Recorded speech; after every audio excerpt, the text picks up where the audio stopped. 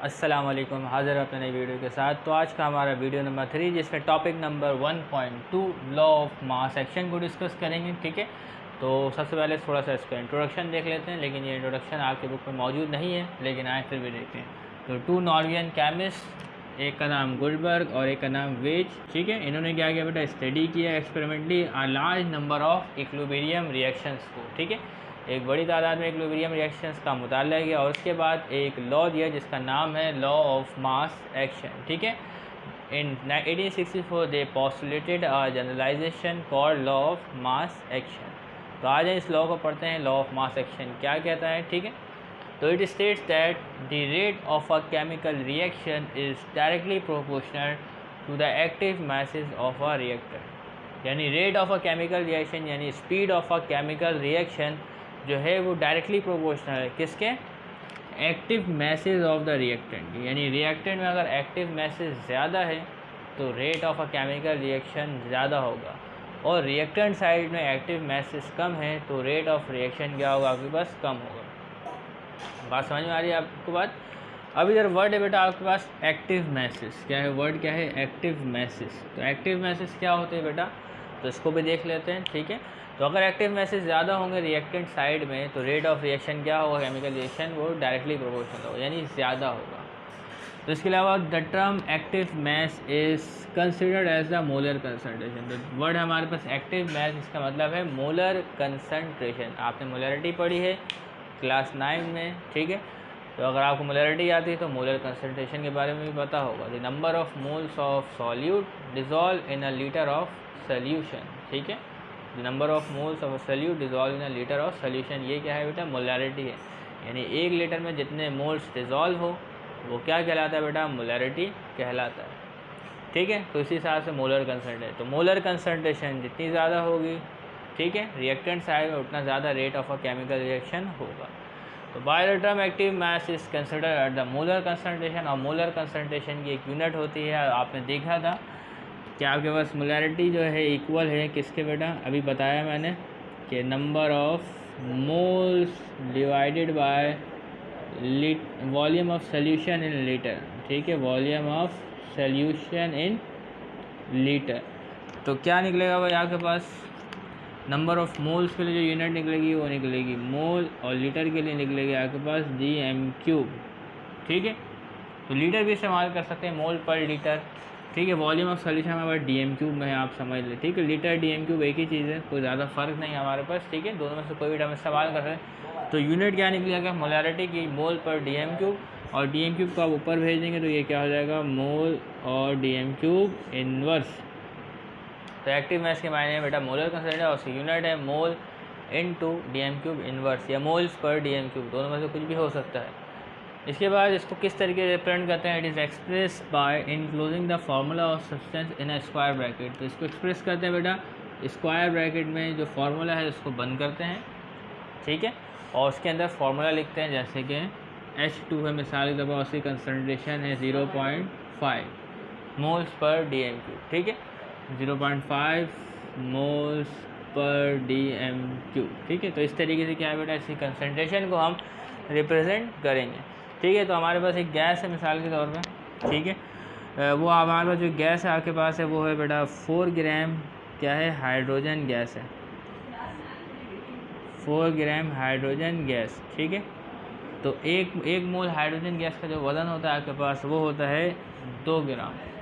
तो यहाँ पे बेटा आपके पास 4 मोल हाइड्रोजन गैस। ठीक है, तो इस फॉर्मूले से आप निकाल लें, 4 मोल डिवाइड करें। अच्छा, जो 4 ग्राम हाइड्रोजन गैस है वो किस में है, इन अ dm³ ऑफ अ वेसल। ठीक है, या सिलेंडर। ठीक है, 4 मोल नहीं, यहाँ पे 4 ग्राम है, तो इस 4 ग्राम का अगर मोल निकाला जाए, ठीक है, नंबर ऑफ़ मोल्स का फॉर्मूला लगाया जाए, नंबर ऑफ़ 4 ग्राम को नंबर ऑफ़ मोल्स से पहले कन्वर्ट करते हैं। नंबर ऑफ़ मोल्स क्या होता है, उसके बाद क्या होता है, mass divided by molar mass. ठीक है, तो मास क्या है बेटा 4 ग्राम, और मोलर मास क्या है आपके पास हाइड्रोजन का, तो हाइड्रोजन का अगर मोलर मास होगा आपके पास 2 ग्राम। ठीक है, और ये डिवाइड होकर आपके पास आ जाएगा, तो टोटल 2 मोल आ जाएगा। क्या आ जाएगा आपके पास, 2 मोल। तो अब इस 2 मोल को नंबर ऑफ़ मोल्स को आपने मोलरिटी में रखना है। ठीक है। तो molarity is equal number of moles में आपके पास 2 और वॉल्यूम आपके पास कितना है 1 dm³ है। तो मोलैरिटी हमारे पास आ रही बेटा 2 मोल्स पर dm³। तो मोलैरिटी निकल गई। तो हाइड्रोजन के जो एक्टिव मास है हमारे पास, ठीक है, तो इसको इस तरीके से लिखेंगे, H2 को स्क्वायर ब्रैकेट में क्लोज करेंगे और इसकी जो वो है आपके पास मैग्नीट्यूड, आप उसको लिखेंगे 2 मोल्स पर dm³। तो इस तरीके से आप इसको रिप्रेजेंट करेंगे। इसी तरीके से एक और गैस का देख लें बेटा, नाइट्रोजन गैस देख लेते हैं। तो हमारे पास जो नाइट्रोजन गैस दी गई है, तो नाइट्रोजन गैस हमें दी गई है 56 gram of nitrogen gas in dm³ in 1 dm³ of a cylinder, ठीक है।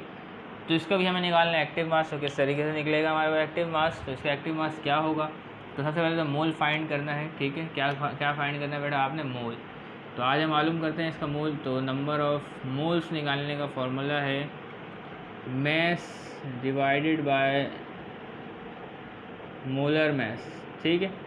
तो क्या निकलेगा, इसका टोटल मैस आपके पास 56, ठीक है। और नाइट्रोजन का जो आपके पास वज़न होता है वो क्या होता है, N2 गैस का 28 होता है, ठीक है। तो 28 होता है। तो आपके पास लिख लेता हूँ मैं 28 जो मोलर मैस होता है, डिवाइड करेंगे इसको तो हमारे पास आता है बेटा 2 मोल्स, ठीक है। और मोलैरिटी के फॉर्मूले में इसको फिट करें। मोलैरिटी का फॉर्मूला क्या है, number of moles divided by, तो मोल्स कितने 2 हैं, और डिवाइडेड बाय आपके पास होगा dm³ of a solution, dm³ of a cylinder, ठीक है। तो dm³ ऑफ सिलेंडर में आपके पास क्या आएगा बेटा, क्योंकि सिलेंडर के अंदर ये गैसेस मौजूद है तो सिलेंडर का जो वॉल्यूम है वो ज़्यादा नहीं होना चाहिए, तो उससे क्या होगी, मोलैरिटी डिस्टर्ब हो जाएगी, ठीक है। तो यहाँ पे देख लें, मैं लिखता हूँ यहाँ पे 1। तो मोलैरिटी हमारे पास क्या आएगी बेटा, मोलैरिटी आएगी हमारे पास 2 मोल पर dm³, ठीक है। तो यहाँ पे एक्टिव मास क्या निकलेगा नाइट्रोजन का, इसको स्क्वायर ब्रैकेट के अंदर लिखेंगे और इसका एक्टिव मास होगा आपके पास 2 मोल पर dm³, ठीक है। तो इस तरीके से क्या है बेटा, लॉ ऑफ मास एक्शन है। तो अब बढ़ते हैं इक्विलिब्रियम कांस्टेंट के जो हमारे पास इक्वेशन है उससे निकालेंगे, ठीक है। तो अब करते हैं बेटा इक्विलिब्रियम कांस्टेंट के लिए डेरिवेशन को ड्राइव, और इसको समझते हैं किस तरीके से हमें इक्विलिब्रियम कांस्टेंट डेरिवेशन को ड्राइव करना है, ठीक है। तो यहाँ पर जो ड्राइव करेंगे बेटा Kc की वैल्यू जो कि कहलाती है इक्विलिब्रियम कांस्टेंट, ठीक है। तो हर रिएक्शन की क्या है बेटा, अलग अलग इक्विलिब्रियम कांस्टेंट होती है। तो आइए शुरू करते हैं। तो let us apply law of mass action on a hypothetical reversible reaction. तो ये जो रिवर्सिबल रिएक्शन है बेटा ये हाइपोथेटिकल है, फर्जी है, कोई असल रिएक्शन नहीं है, क्योंकि यहाँ पे जो लिखा हुआ है रिएक्टेंट साइड में A लिखा हुआ है, B लिखा हुआ है, प्रोडक्ट साइड में C है और D है। तो A B के जो रिएक्शन से आपके पास जो प्रोडक्ट बन रही है वो है C और D, ठीक है। और ये कौन सा रिएक्शन है बेटा, रिवर्सिबल रिएक्शन है। ये आपको बता रहा है कि ये ऊपर वाला बेटा फॉरवर्ड रिएक्शन है और ये जो नीचे वाला है ये रिवर्सिबल रिएक्शन है, ठीक है। और इससे पहले जो आप देख रहे हैं A, तो ये क्या है बेटा, नंबर ऑफ मोल्स, यानी A के नंबर ऑफ मोल्स, B के नंबर ऑफ मोल्स, C के नंबर ऑफ मोल्स और D के नंबर ऑफ मोल्स। अगर यहाँ पे एक जगह कोई रिएक्टेंट होता H2 होता, ठीक है, और यहाँ पे O2 होता, यहाँ पे कुछ और होता, तो उससे पहले जो टर्म्स लिखे हुए हैं, जो वो अल्फाज लिखे हुए हैं ABCD स्मॉल, तो वो क्या है बेटा आपके पास नंबर ऑफ मोल्स है।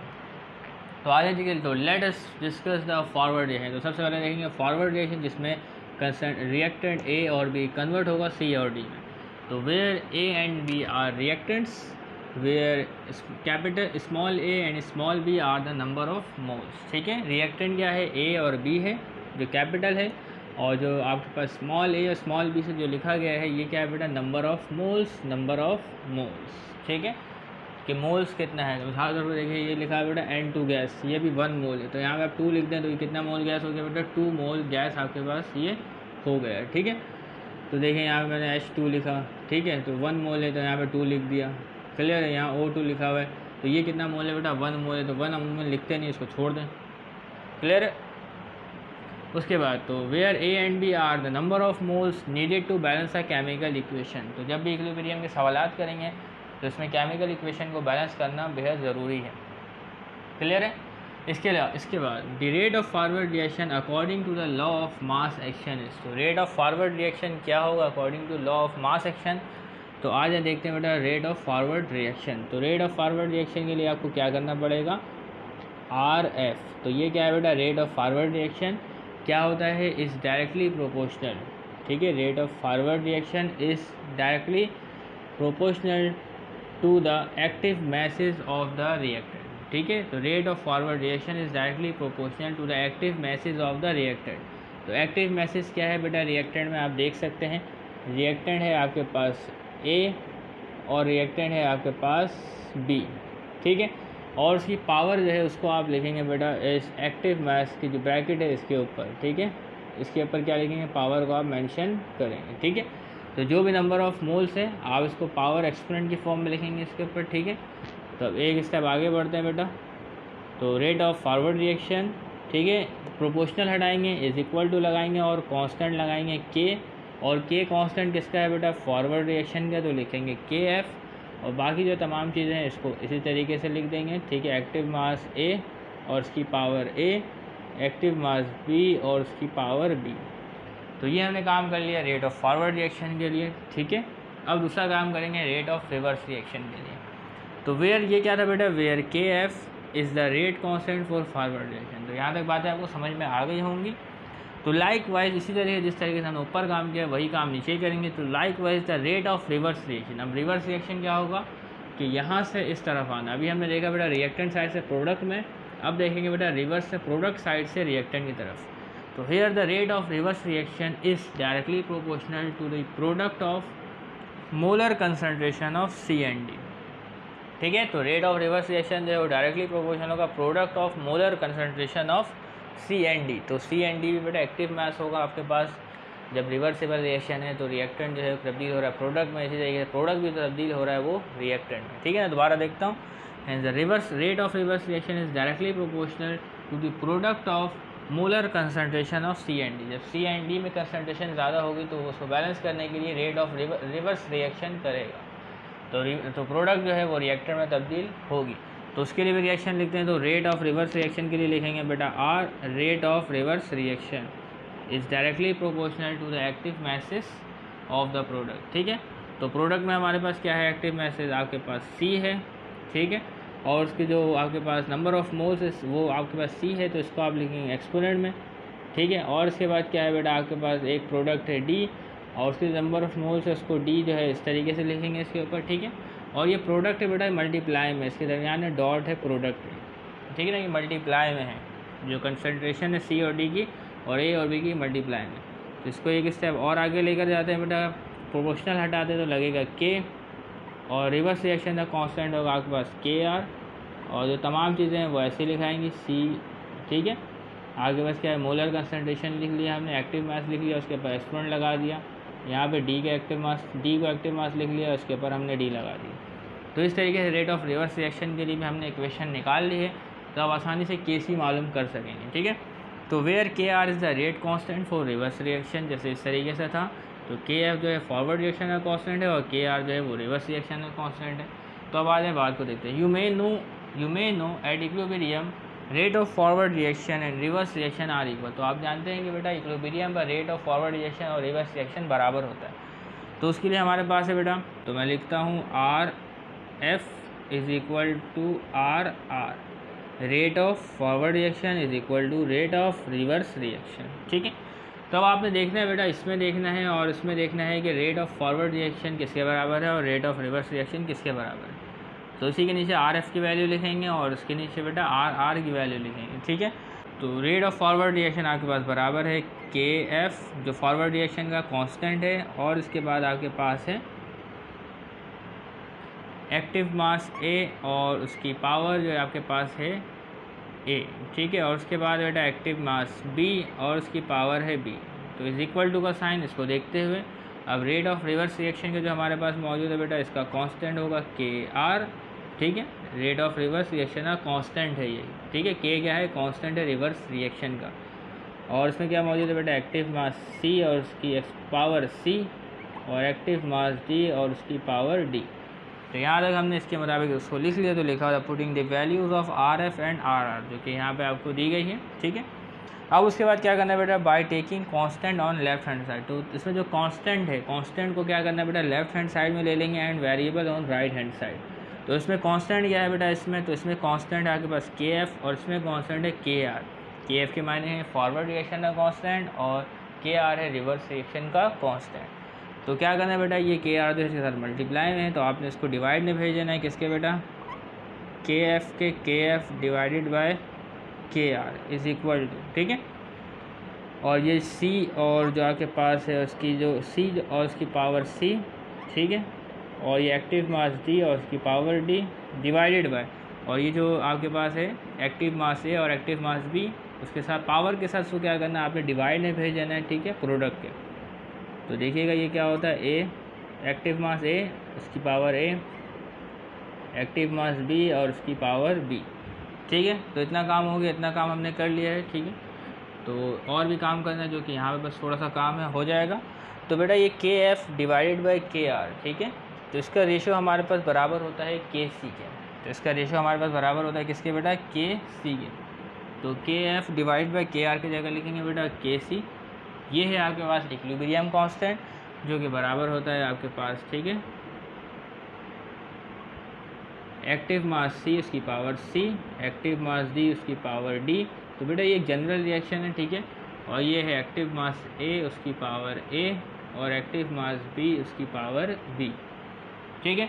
तो इस तरीके से हमने निकाल लिया बेटा इक्विलिब्रियम कंसंट्रेशन के लिए, उसको लिखने के लिए, ठीक है, एक इक्वेशन हमने निकाल ली। तो हमें इक्वेशन ड्राइव करना है derivation of expression for equilibrium constant, ठीक है। और इसके अलावा ये भी आप लिख सकते हैं कि और के सी बराबर होगा, ठीक है, constant of forward reaction divided by constant of reverse reaction. तो ये दोनों टर्म्स इस्तेमाल होंगी जब आप सवालात को हल करेंगे, तो वहाँ पे आपसे पूछी भी जा सकती है। तो इस तरीके से हमने क्या है बेटा, जो इक्वेशन थी, एक्सप्रेशन थी, उसको हमने क्या कर लिया है बेटा, ड्राइव कर लिया है, और ये आपके पास क्या है बेटा, काम आएगी, ठीक है। तो इसमें आप देखेंगे जो ऊपर मौजूद है product of concentration of product मौजूद है, ठीक है, प्रोडक्ट है यानी सी और डी के दरमियान, तो product of concentration of product C और डी, ठीक है। और नीचे क्या है बेटा, product of concentration of reactant, ठीक है, प्रोडक्ट है किसके दरमियान, ए और बी के दरमियान, तो product of concentration of reactant बराबर है के सी के, और के सी क्या है आपके पास, इक्विलिब्रियम कांस्टेंट है, ठीक है। तो इस तरीके से हमने इसकी डेरिवेशन को ड्राइव कर लिया है। तो अगली आने वाली वीडियोस में इसके न्यूमेरिकल्स, एग्जाम्पल न्यूमेरिकल्स को सॉल्व करेंगे। तब तक के लिए इजाज़त दीजिएगा, इस डेरिवेशन की प्रैक्टिस कीजिए। तब तक के लिए अल्लाह हाफिज़।